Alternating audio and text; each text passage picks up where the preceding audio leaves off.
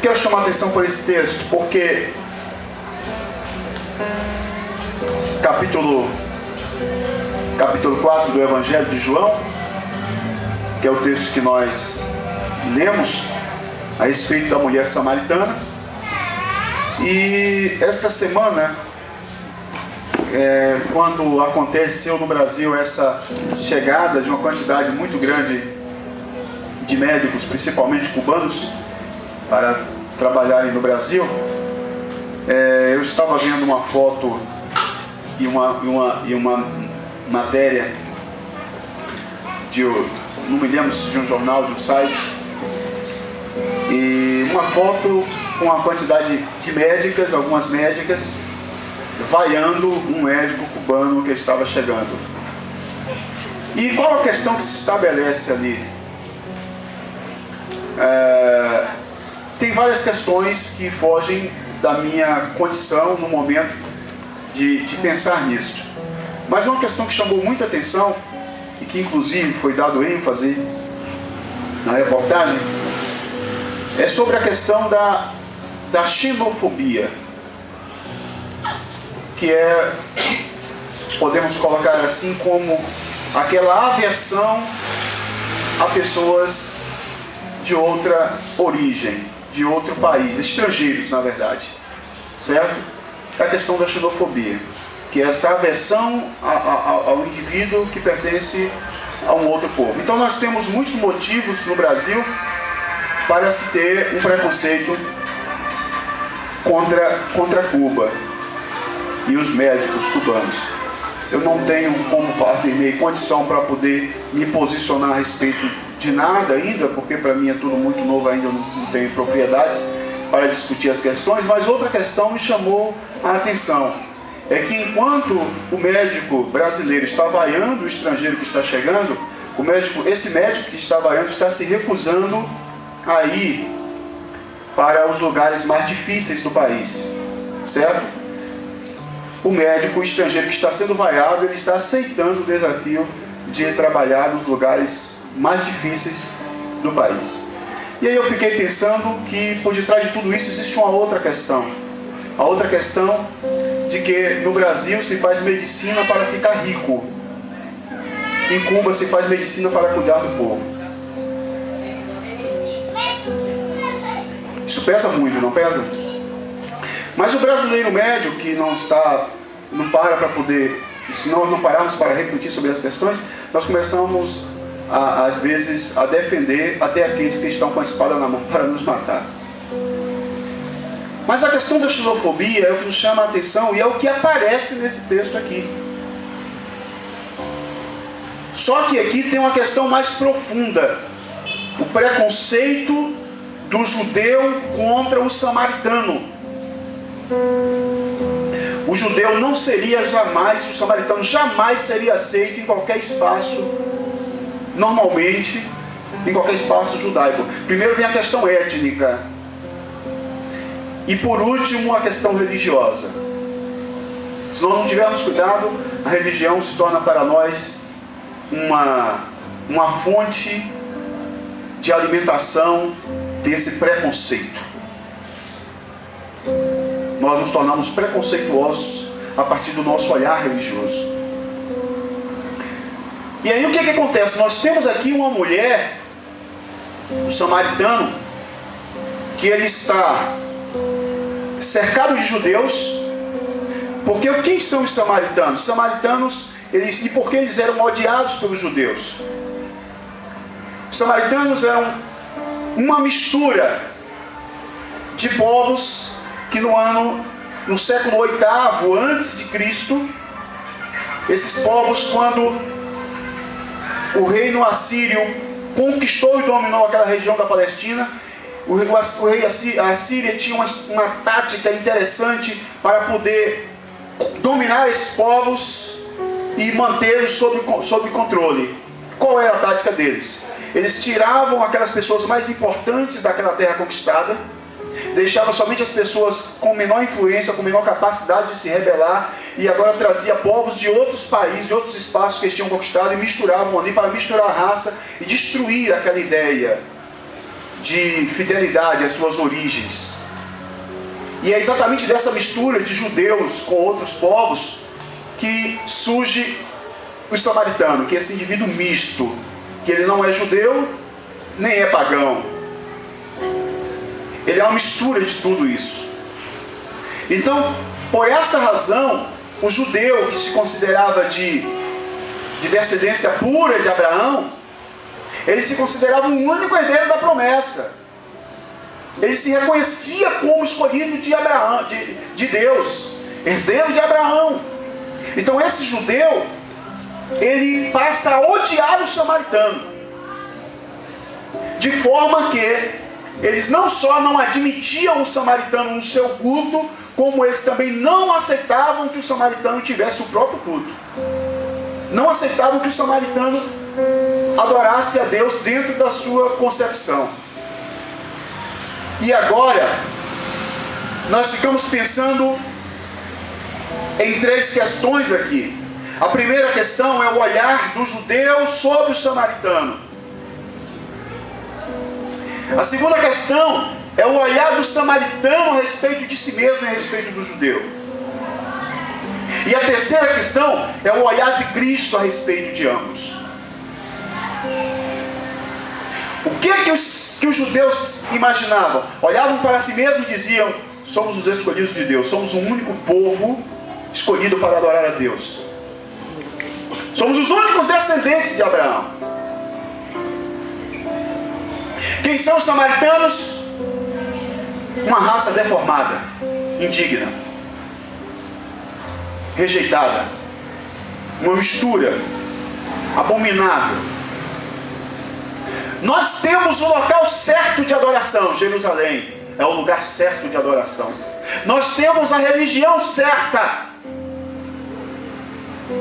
a religião que nasce da lei que Moisés, através da direção de Deus, deu a nós. Então temos a religião certa, temos o local certo de adoração, somos o povo certo, somos o povo escolhido. Pronto, isso basta para nós. Esse é o olhar dele sobre si mesmo. E agora o olhar sobre o samaritano. Quem são eles? Um povo perdido, pervertido. Então, por isso, judeu e samaritano, um do lado e outro do outro. A separação estava estabelecida por este olhar, não é? Xenófobo, esse olhar de preconceito, esse olhar carregado de preconceito, da incapacidade de lidar com o outro. Mas como o samaritano via a si mesmo? Ele se via como alguém excluído. Ele tinha um olhar de exclusão para ele e estava sempre se perguntando: será que estamos errados em adorar a Deus aqui? É isso que a mulher pergunta para Jesus: Senhor, nossos pais adoraram neste monte, vocês dizem que é Jerusalém. A mulher está com uma crise de identidade religiosa.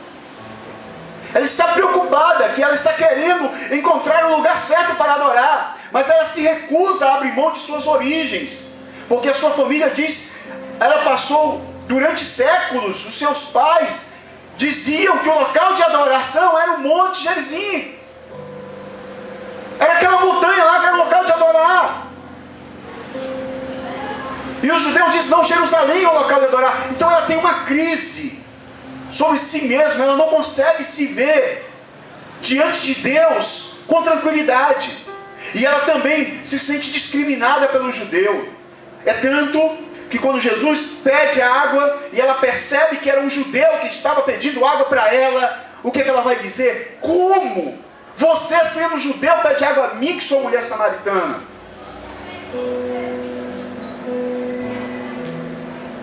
Ela estranhou. Ela estranhou que Jesus lhe pedisse água para beber, que ela era uma samaritana. Ela está estranhando isto. E por que ela estranha esta coisa? Ela estranha exatamente por causa de todo esse histórico da sua família e dela. Ela se sente excluída. E ela está em crise, está preocupada sem saber o que fazer. Porque os judeus estão afirmando de pés juntos que o lugar de adoração é lá. Eles têm a lei de Deus, eles têm a religião certa, eles têm o local certo de adorar, eles são as pessoas certas.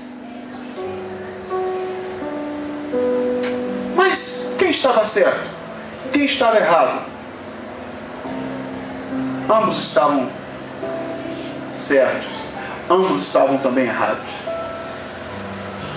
Estavam certos porque queriam adorar a Deus. Estavam errados porque estavam imaginando Deus de forma diferente daquilo que Deus realmente é. Não entenderam a proposta de Deus.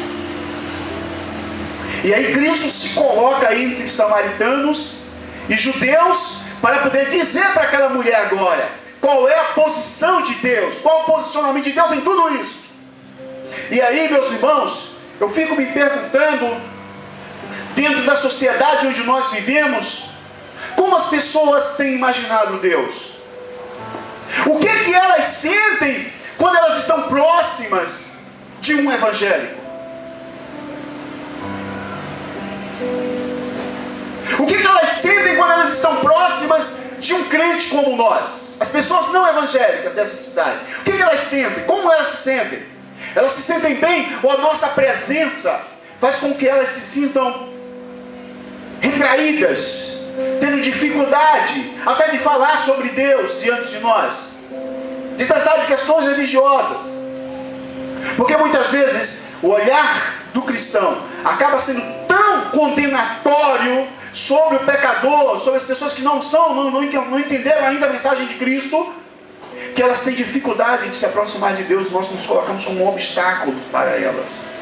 Nós precisamos aprender essa coisa. Você quer ver uma coisa? Se aproxime de alguém que faz parte de qualquer culto que não seja o culto evangélico, do candomblé, por exemplo. Elas vão evitar muito um contato com o evangélico, não por causa do evangelho em si, mas por causa da visão que ela imagina que nós temos sobre ela.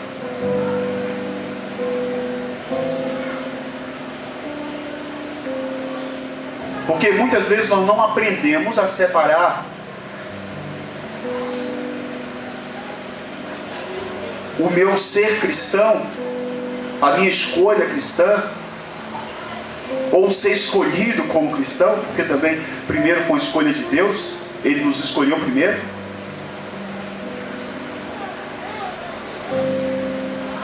E quando olho para essa pessoa, não vejo a pessoa, vejo um endemoniado. Entende? Só porque ele faz parte do outro culto. E aí eu pergunto, será que nós cristãos temos condição de sentar numa mesma mesa com um adepto declarado do candomblé e almoçar juntos e falar sobre futebol? Ou falar sobre Deus? Será que nós temos essa condição de fazer isso? Sem agir de forma preconceituosa? Será que nós temos condição de conversar com uma pessoa de orientação sexual, com um gay, de uma outra realidade do evangelho, do que nós acreditamos, e ver nele apenas uma pessoa e conversar com ele como eu conversaria com outro irmão da minha igreja, da minha fé, com a mesma naturalidade? Ou será que a presença dessas pessoas gera em nós um incômodo? Ou será que nós nos incomodamos com a presença dessas pessoas? Será que nós teríamos capacidade de nos sentar com qualquer pessoa nessa cidade? E mesmo que nós mantemos firmes as nossas crenças, elas sentir que nós acreditamos no que acreditamos, mas não somos preconceituosos. Preconceito é uma doença. Será que tem? Porque Jesus tinha condição de fazer isso. Jesus tinha mais dificuldade de sentar com os religiosos da época do que com os pecadores. Você encontrar Jesus almoçando com pecadores. É bem provável que se fosse hoje, e os gays e as prostitutas dessa cidade resolvessem fazer um almoço e convidar Jesus, ele iria dar sem problema nenhum. Almoçaria com eles, abraçaria eles e deixaria uma mensagem de Deus para eles, não só da palavra, mas da ação, da atitude. O nosso mundo precisa de crentes que já se libertaram do preconceito e da xenofobia.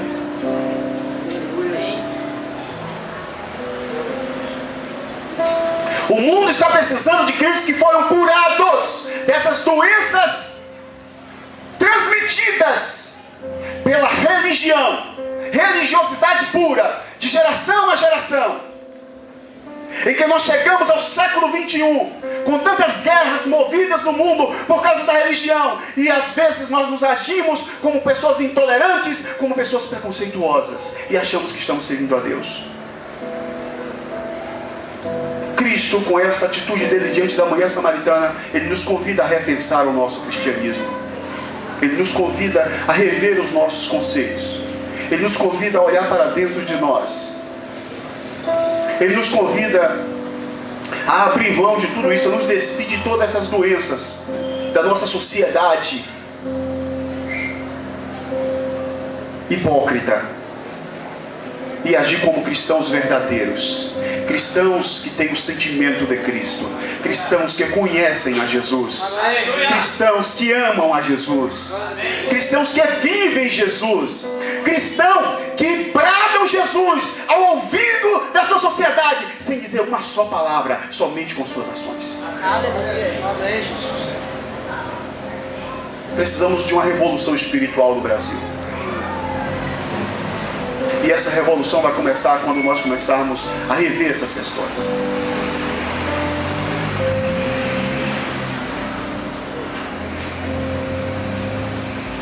Jesus chegou para a mulher e fez uma coisa que um judeu jamais faria: pediu água. O judeu jamais daria esta ousadia, chegar para uma samaritana e pedir água para ela, de forma alguma. Era bem provável que no poço ele tirasse água e ele não bebesse daquela água.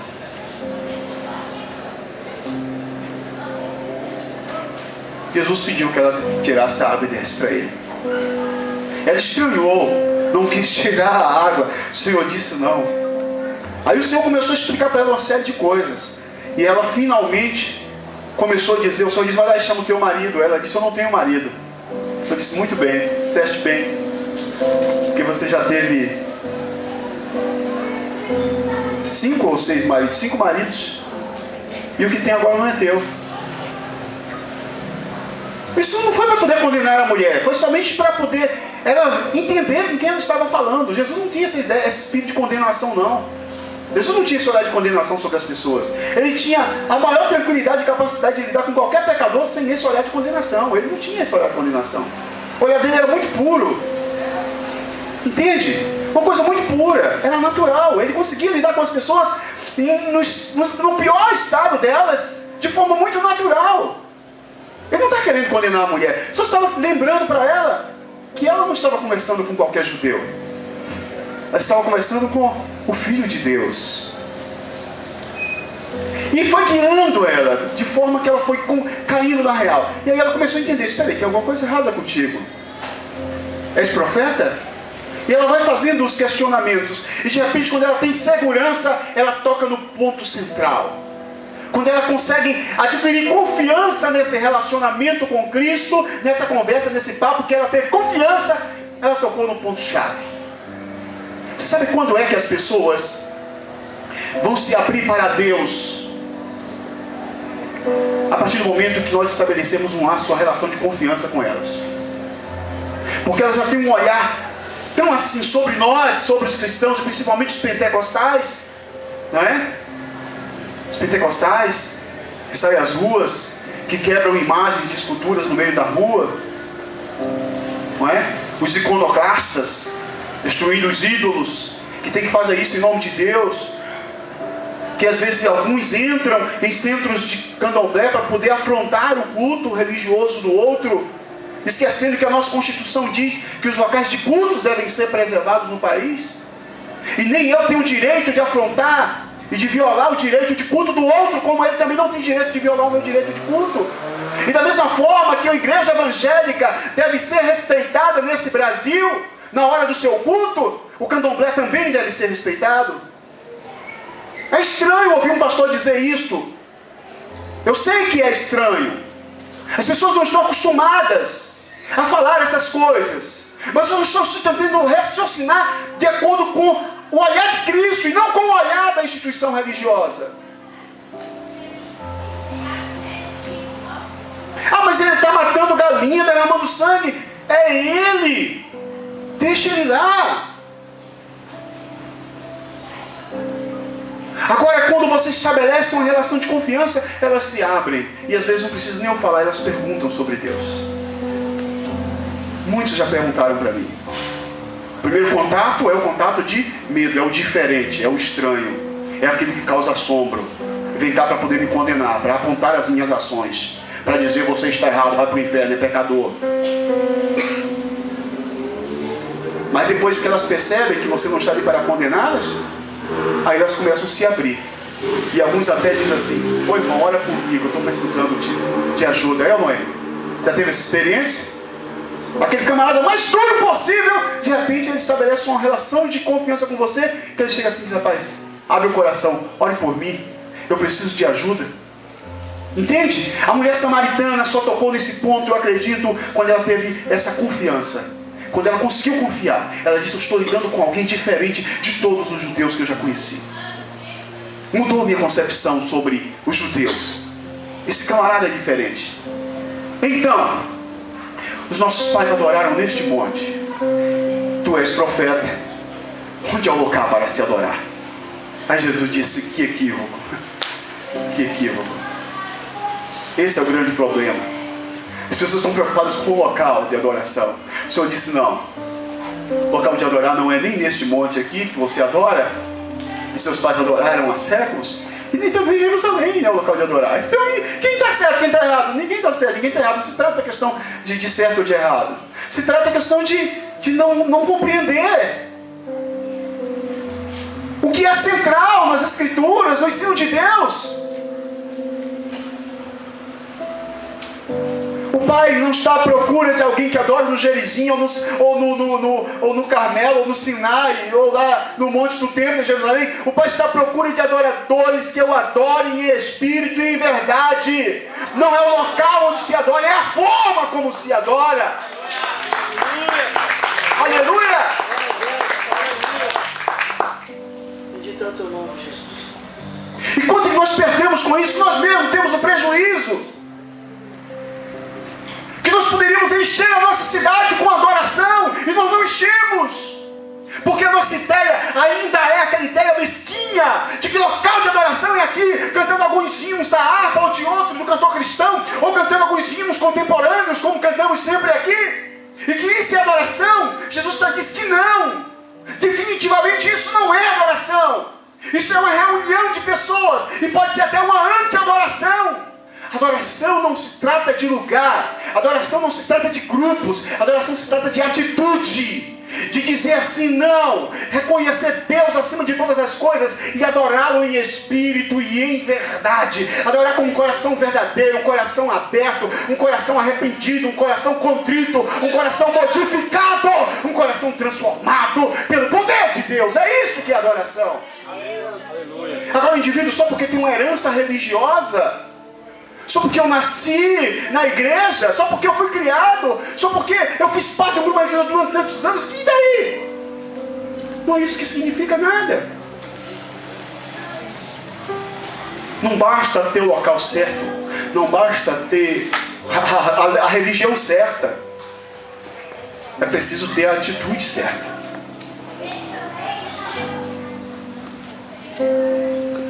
O grande problema é que os cristãos, na sua maioria, se arrogam de serem os corretos.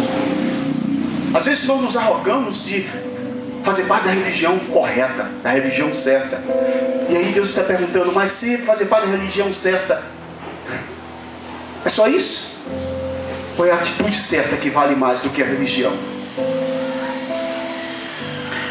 É tão sério isso que Jesus encontrou mais exemplos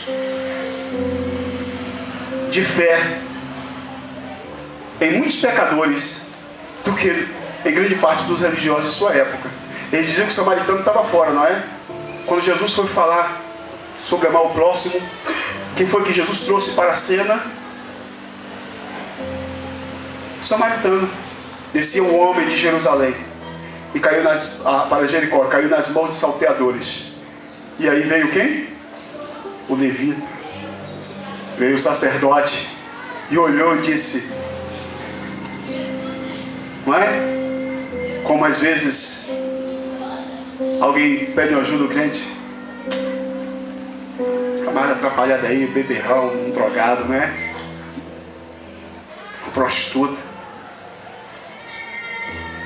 Passou de largo, não deu nem atenção, não tem tempo para isso, não é problema meu. Aí veio o samaritano, que estava excluído, parou, pegou o camarada, socorreu, levou para uma hospedaria, hospedou o camarada, pediu que cuidasse dele, ungiu o seu corpo, as suas feridas, cuidou de suas feridas, pagou na hospedaria a despesa e disse: eu estou de viagem e vou voltar. Se gastar além do que eu já paguei, pode ficar tranquilo que quando voltar eu acerto a conta. Aleluias. Não fazia parte da religião certa, mas tinha tudo certo. E Jesus louvou isso. E sabe que às vezes esses exemplos poderão ser usados para envergonhar o cristianismo certo, quando aquele que é o pai de santo não aceita a propina e o outro que tem a religião certa aceita. Você entende como é que é? Eu não estou fazendo uma defesa e dizendo que vou passar para outra religião. Eu estou só pensando a gente repensar não a nossa religião, o nosso cristianismo, não a Bíblia, não o ensino escriturístico, mas é pensar a forma como nós interpretamos o ensino de Deus. Chegou a hora da revolução espiritual sobre o Brasil. O Brasil não pode esperar mais. A hora é esta. O momento é este. E Cristo está nos ensinando aqui. Vamos diminuir essa distância que está havendo entre muitas pessoas que estão fora da igreja e Deus. Diminui essa distância, fazendo elas entenderem que nós somos pessoas com quem elas podem confiar, com quem elas podem contar.